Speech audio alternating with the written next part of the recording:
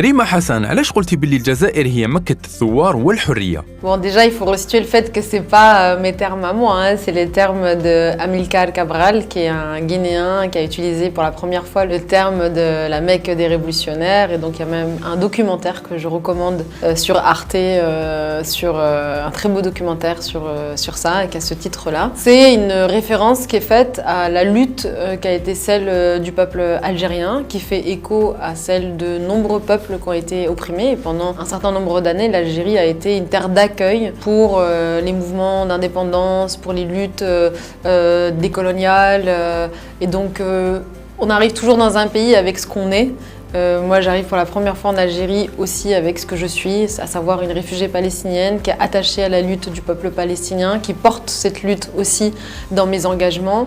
Et je trouve en Algérie ce qu'on a besoin, nous Palestiniens, pour continuer à être porter notre lutte, à savoir un pays qui a incarné cette question de la révolution, de la lutte pour l'indépendance et des libertés des peuples opprimés. La quasi-majorité des gens que j'ai rencontrés, il y a toujours une personne qui va nous parler de son grand-père, de ses grands-parents, de son histoire.